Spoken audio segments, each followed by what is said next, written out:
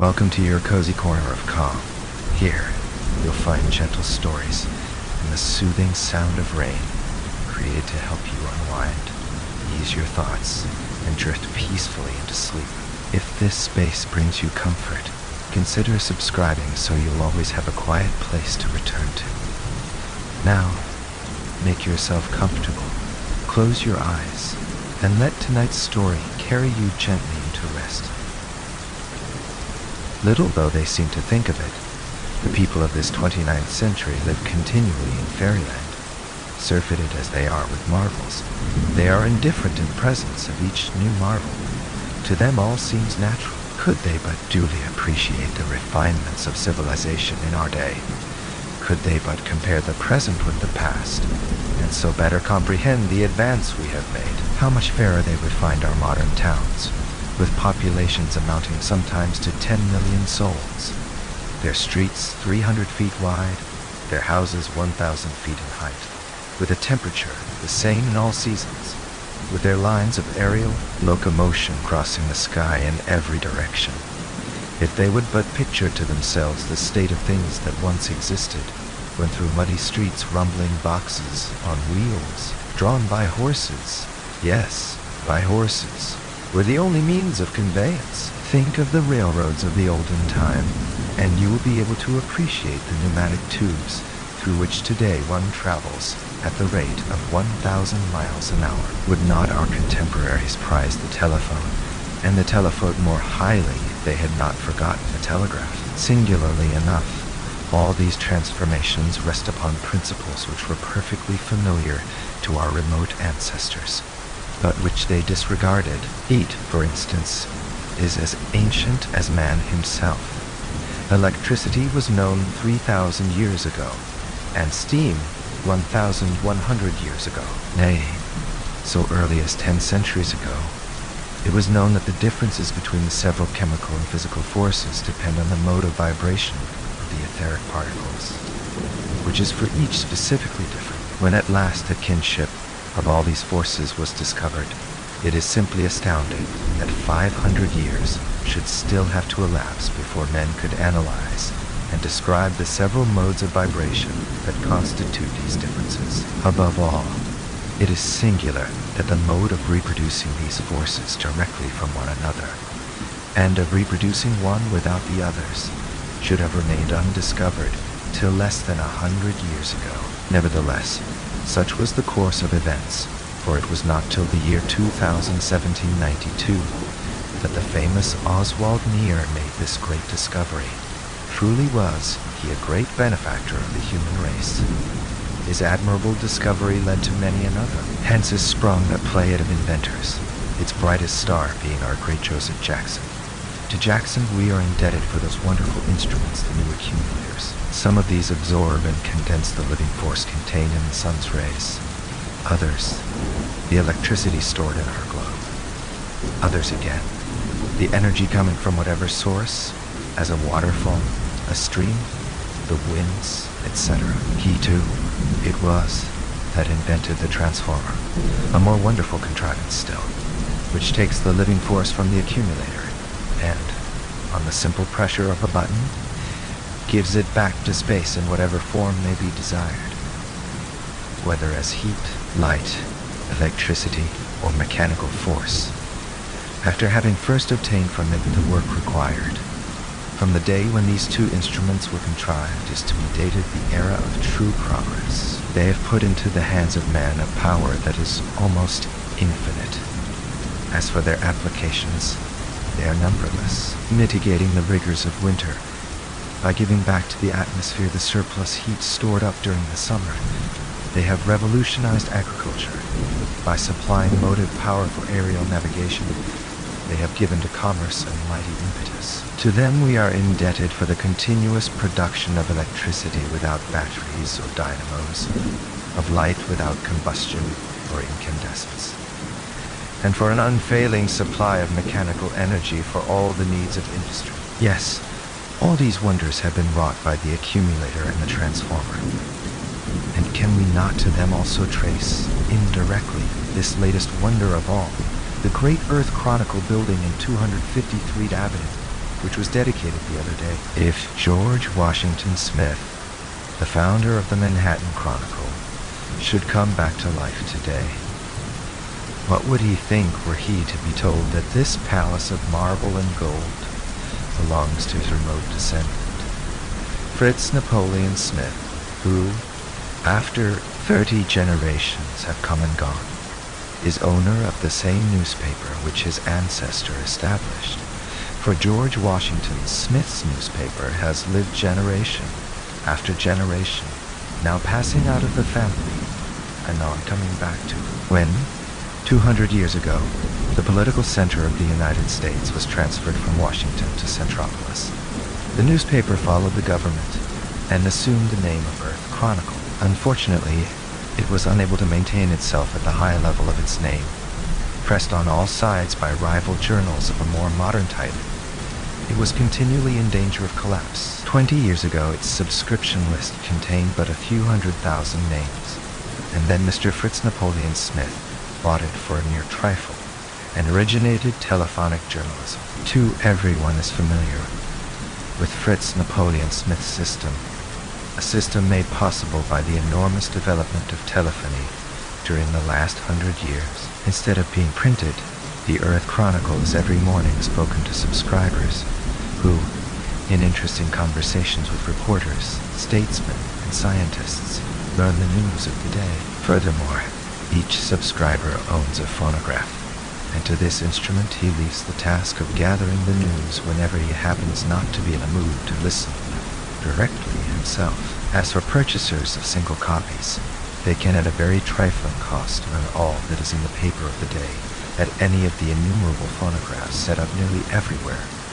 Fritz Napoleon Smith's innovation galvanized the old newspaper. In the course of a few years, the number of subscribers grew to be 80 million, and Smith's wealth went on growing, till now it reaches the almost unimaginable figure of $10 billion. This lucky hit has enabled him to erect his new building, a vast edifice with 4 facades, each 3,250 feet in length, over which proudly floats the 100-starred flag of the Union. Thanks to the same lucky hit, he is today king of newspaperdom. Indeed, he would be king of all the Americans, too, if Americans could ever accept a king. You do not believe it? Well, then, look at the plenipotentiaries of all nations, and our own ministers themselves crowding about his door, entreating his counsels, begging for his approbation, imploring the aid of his all-powerful organ. Reckon up the number of scientists and artists that he supports, of inventors that he has under his pay. Yes, a king is he, and in truth his is a royalty full of burdens. His labors are incessant, and there is no doubt at all that in earlier times any man would have succumbed under the overpowering stress of the toil which Mr. Smith has to perform. Very fortunately for him, thanks to the progress of hygiene, which, abating all the old sources of unhealthfulness, has lifted the mean of human life from 37 up to 52 years, men have stronger constitutions now than heretofore. The discovery of nutritive air is still in the future, but in the meantime, men today consume food that is compounded and prepared according to scientific principles, and they breathe an atmosphere freed from the microorganisms that formerly used to swarm in it. Hence they live longer than their forefathers and know nothing of the innumerable diseases of olden times. Nevertheless, and notwithstanding these considerations, Fritz Napoleon Smith's mode of life may well astonish one. His iron constitution is taxed to the utmost by the heavy strain that is put upon it. Vain the attempt to estimate the amount of labor he undergoes. An example alone can give an idea of it. Let us then go about with him for one day as he attends to his multifarious concernments. What day? That matters little. It is the same every day. Let us then take at random September 25th of this present year, 1889. 3 this morning.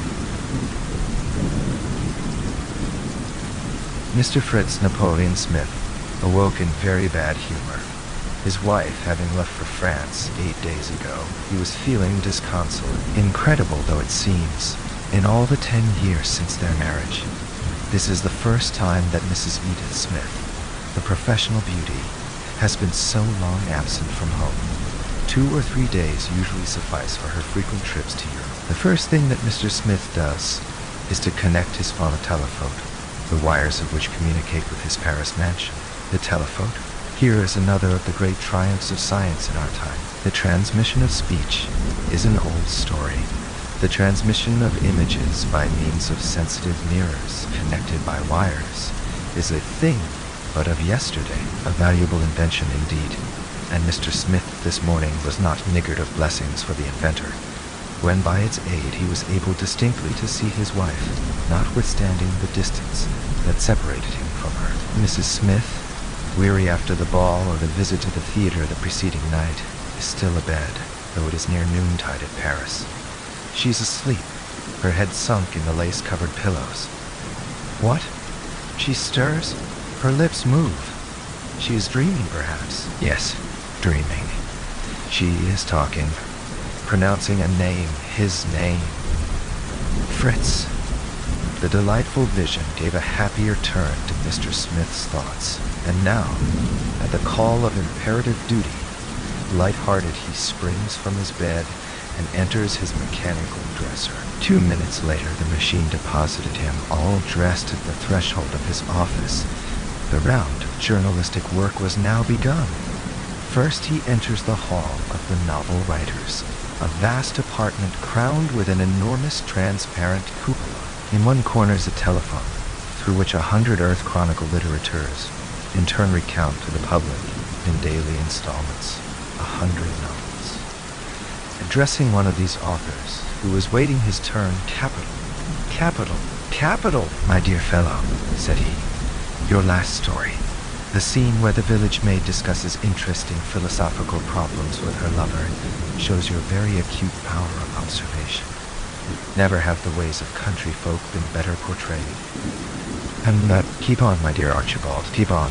Since yesterday, thanks to you, there is a gain of 5,000 subscribers. Mr. John Last, he began again, turning to a new arrival. I am not so well pleased with your work. Your story is not a picture of life. It lacks the elements of truth. And why? Simply because you run straight on to the end. Because you do not analyze. Your heroes do this thing or that from this or that motive, which you assign without ever a thought of dissecting their mental and moral natures.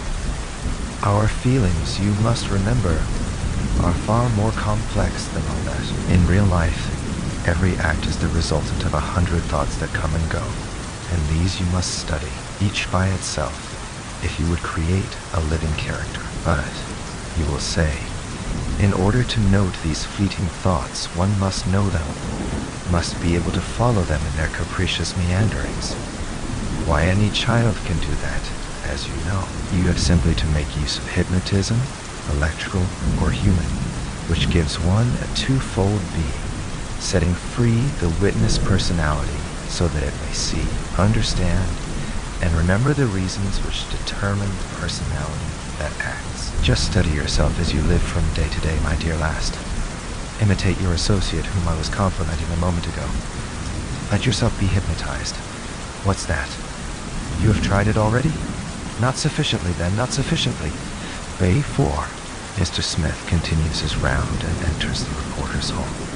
Here 1,500 reporters, in their respective places, facing an equal number of telephones, are communicating to the subscribers the news of the world as gathered during the night. The organization of this matchless service has often been described. Besides his telephone, each reporter, as the reader is aware, has in front of him a set of commutators, which enable him to communicate with any desired telephonic line. Thus the subscribers not only hear the news, but see the occurrences. When an incident is described that has already passed, photographs of its main features are transmitted with a narrative. And there is no confusion with all. The reporter's items, just like the different stories and all the other component parts of the journal, are classified automatically according to an ingenious system. and reach the hearer in due succession. Furthermore, the hearers are free to listen only to what specially concerns them. They may at pleasure give attention to one editor and refuse it to another. Mr. Smith next addresses one of the 10 reporters in the astronomical department, a department still in the embryonic stage, but which will yet play an important part in journalism. Well, Cash, what's the news? We have phototelegrams from Mercury, Venus, and Mars. Are those from Mars of any interest? Yes, indeed. There is a revolution in the Central Empire. And what of Jupiter? Asked Mr. Smith. Nothing as yet. We cannot quite understand their signals. Perhaps ours do not reach them. That's bad, exclaimed Mr. Smith as he hurried away, not in the best of humor, toward the hall of the scientific editors, with their heads bent down over their electric computers. 30 scientific men were absorbed in transcendental calculations. The coming of Mr. Smith was like the falling of a bomb among them. "5 well, gentlemen. What is this I hear?" No answer from Jupiter. Is it always to be thus? Come, Cooley. You have been at work now 20 years on this problem. And yet, true enough, replied the man addressed, our science of optics is still very defective. And through our 1.75-mile telescopes, listen to that. Peer, broke in Mr. Smith, turning to a second scientist. Optical science is your specialty. Optical science is your specialty. But, he continued, again addressing William Cooley, failing with Jupiter, are we getting any results from the moon? The case is no better there. This time you do not lay the blame on the science of optics. The moon is immeasurably less distant than Mars, yet with Mars our communication is fully established. I presume you will not say that you lack telescopes? Telescopes? Oh no. The trouble here is about inhabitants. That's it, added Peer. So then, the moon is positively uninhabited? Asked Mr. Smith. At least, answered Cooley, on the face which she presents to us. As for the opposite side, who knows? Ah, the opposite side. You think, then, remarked Mr. Smith musingly, that if one could what?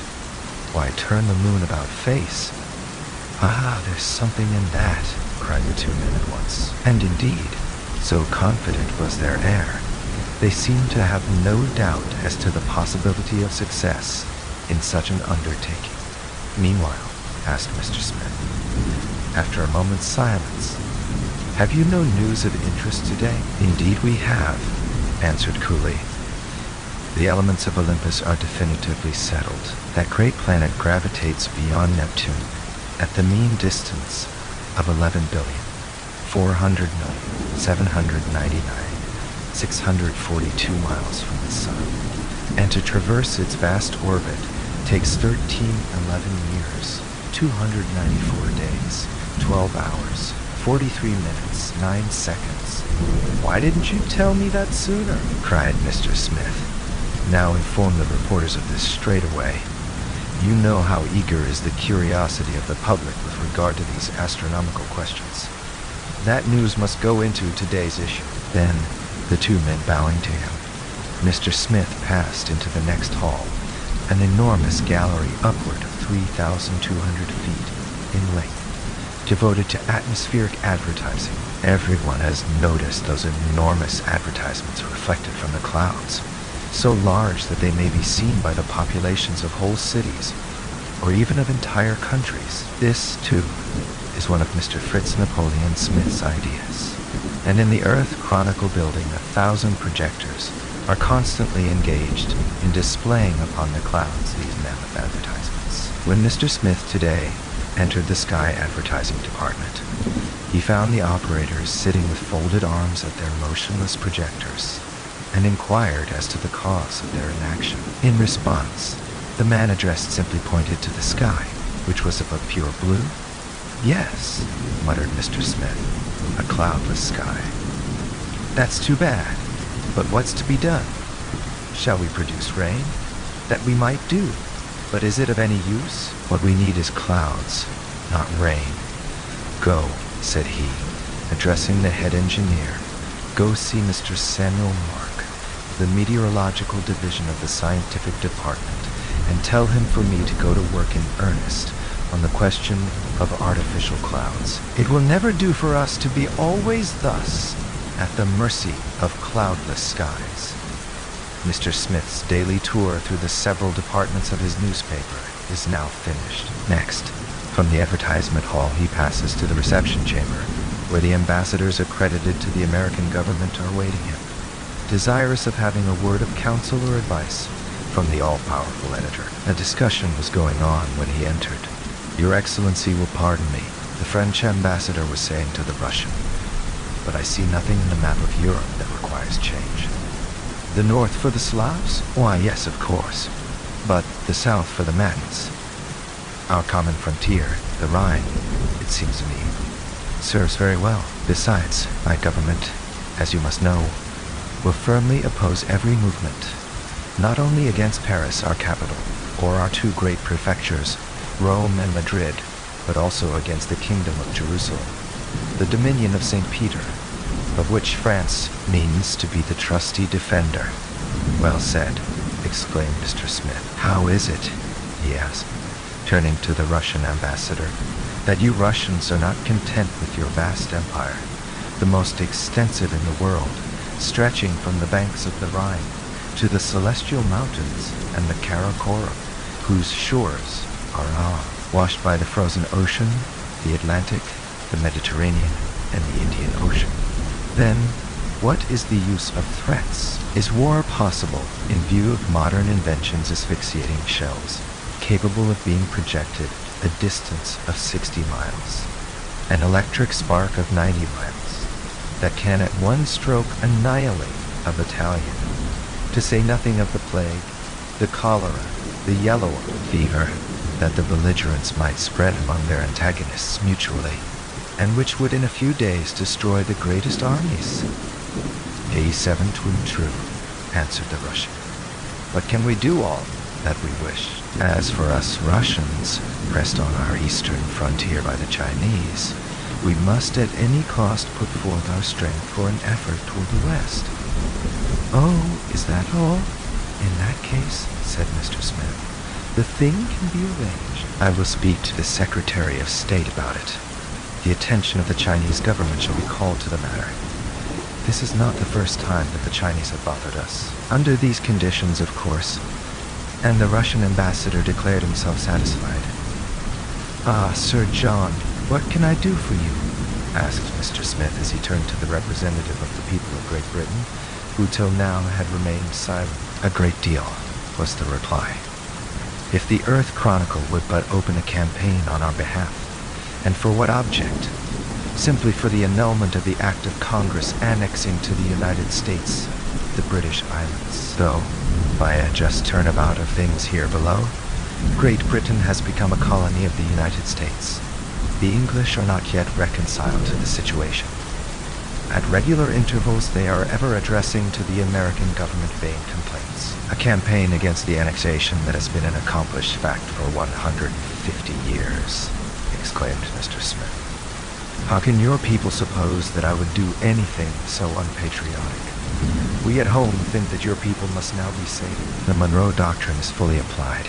The whole of America belongs to the Americans. What more do you want?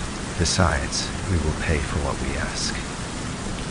Indeed, answered Mr. Smith, without manifesting the slightest irritation. Well, you English will ever be the same. No, no, Sir John, do not count on me for help. Give up our fairest province, Britain. Why not ask France generously to renounce possession of Africa, that magnificent colony, the complete conquest of which cost her the labor of 800 years? You will be well received. 8-8, you decline. All is over then, murmured the British agent sadly. The United Kingdom falls to the share of the Americans, the Indies to that of the Russians, said Mr. Smith. Completing the sentence, then nothing at all remains for us, sighed Sir John, downcast. Nothing? Asked Mr. Smith, laughing. Well now, there's Gibraltar. With this sally, The audience ended. The clock was striking 12, the hour of breakfast. Mr. Smith returns to his chamber. Where the bed stood in the morning, a table, all spread, comes up through the floor. For Mr. Smith, being above all a practical man, has reduced the problem of existence to its simplest terms. For him, instead of the endless suites of apartments of the olden time, one room fitted with ingenious mechanical contrivances is enough. Here he sleeps, takes his meals, in short, lies. He seats himself. In the mirror of the phonotelephote is seen the same chamber at Paris which appeared in it this morning. A table furnished forth is likewise in readiness here, for notwithstanding the difference of hours, Mr. Smith and his wife have arranged to take their meals simultaneously. It is delightful thus to take breakfast tete-a-tete with one who is 3,000 miles or so away. Just now, Mrs. Smith's chamber has no occupant. She is late. Woman's punctuality. Progress everywhere except there, muttered Mr. Smith as he turned the tap for the first dish. For like all wealthy folk in our day, Mr. Smith has done away with the domestic kitchen and is a subscriber to the Grand Alimentation Company, which sends through a great network of tubes to subscribers' residences all sorts of dishes. As a bereaved, assortment is always in readiness. A subscription costs money, to be sure, but the cuisine is of the best, and the system has this advantage, that it does away with the pestering race of the cordons bleus. Mr. Smith received and ate all alone the hors d'oeuvre, entree, roti, and legumes that constituted the repast. He was just finishing the dessert when Mrs. Smith appeared in the mirror of the telephote. "Why, where have you been?" asked Mr. Smith through the telephone. "What? You are already at the dessert? Then I am late," she exclaimed with a winsome naivete. "Where have I been, you ask? Why am I dressmakers? The hats are just lovely this season. The hats are just lovely this season. I suppose I forgot to note the time, and so I'm a little late." "Yes, a little," growled Mr. Smith. "So little that I have already quite finished breakfast. Excuse me if I leave you now, but I must be going." "Oh, certainly, my dear. Goodbye till evening." Smith stepped into his air coach, which was in waiting for him at a window. "Where do you wish to go, sir?" inquired the coachman. "Let me see. I have 3 hours," Mr. Smith mused. "Jack, take me to my accumulator works at Niagara." For Mr. Smith has obtained a lease of the great falls of Niagara. For ages, the energy developed by the falls went unutilized. Smith, applying Jackson's invention, now collects this energy and lets or sells it. His visit to the works took more time than he had anticipated. It was 4 o'clock when he returned home, just in time for the daily audience which he grants to callers. One readily understands how a man situated as Smith is must be beset with requests of all kinds. Now it is an inventor needing capital. Again it is some visionary who comes to advocate a brilliant scheme which must surely yield millions of profit. A choice has to be made between these projects, rejecting the worthless, examining the questionable ones, accepting the meritorious. To this work Mr. Smith devotes every day 2 full hours. The callers were fewer today than usual, only 12 of them. Of these, 8 had only impracticable schemes to propose. In fact, one of them wanted to revive painting, an art fallen into desuetude owing to the progress made in color photography. Another, a physician, boasted that he had discovered a cure for nasal catarrh. These impracticables were dismissed in short order. Of the 4 projects favorably received, the first was that of a young man whose broad forehead betokened his intellectual power. "Sir, I'm a chemist," he began, "and as such I come to you." "Well, once the elementary bodies," said the young chemist, "were held to be 62 in number. 100 years ago they were reduced to 10. Now only 3 remain irresolvable, as you are aware." Yes. "Well, sir, these also I will show to be composite. In a few months, a few weeks, I shall have succeeded in solving the problem. Indeed, it may take only a few days. And then Sir, I shall simply have determined the absolute. All I want is money enough to carry my research to a successful issue. Very well, said Mr. Smith. And what will be the practical outcome of your discovery? The practical outcome? Why, that we shall be able to produce easily all bodies, whatever, stone, wood, metal, fibers, and flesh and blood, queried Mr. Smith, interrupting him. Do you pretend that you expect to manufacture a human being out and out? Why not? Why not?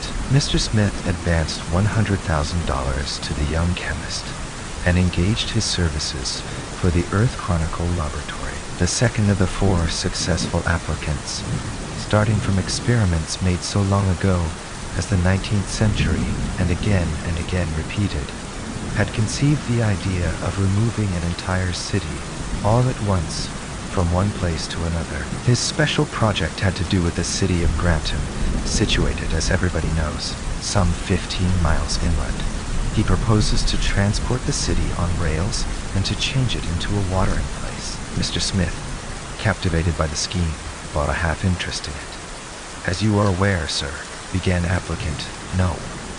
3. By the aid of our solar and terrestrial accumulators and transformers, we are able to make all the seasons the same. I propose to do something better still. Transform into heat a portion of the surplus energy at our disposal. Send this heat to the poles. Then the polar regions, relieved of their snowcap, will become a vast territory available for man's use. What think you of the scheme? Leave your plans with me, and come back in a week. I will have them examined in the meantime. 11. Finally, the 4th announced the early solution of a weighty scientific problem. Everyone will remember the bold experiment made 100 years ago by Dr. Nathaniel Faithburn, the doctor being a firm believer in human hibernation. In other words, in the possibility of our suspending our vital functions and of calling them into action again after a time.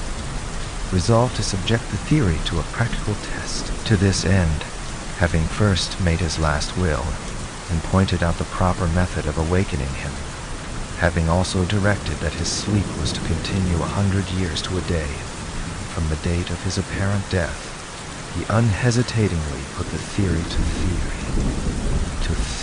proof in his own person. Reduced to the condition of a mummy, Dr. Faithburn was coffined and laid in the tomb. Time went on. September 25th, 1889, being the day set for his resurrection, it was proposed to Mr. Smith that he should permit the second part of the experiment to be performed at his residence this evening. Agreed. Be here at 10 o'clock, answered Mr. Smith. And with that, the day's audience was closed. Left to himself, feeling tired, he lay down on an extension chair. Then, touching a knob, he established communication with the central concert hall, whence our greatest maestros send out to subscribers their delightful successions of accords, determined by recondite algebraic formulas. Night was approaching. Entranced by the harmony, forgetful of the hour, Smith did not notice that it was growing dark. It was quite dark when he was aroused by the sound of a door opening. "Who is there?" he asked, touching the commutator. Suddenly, in consequence of the vibrations produced, the air became luminous. "Ah, you, Doctor." "Yes," was the reply. "How are you?" "I am feeling well." "Good, let me see your tongue." "All right, your pulse." "Regular, and your appetite?" "Only passably good." G12, yes, the stomach. There's the rub. You are overworked. If your stomach is out of repair, it must be mended. That requires study. We must think about it. In the meantime, said Mr. Smith, you will dine with me. As in the morning, the table rose out of the floor. Again, as in the morning, the potage, roti, ragoûts, and legumes were supplied through the food pipes.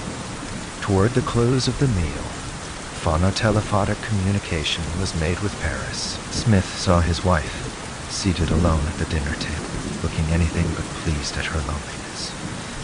"Pardon me, my dear, for having left you alone," he said through the telephone. "I was with Dr. Wilkins.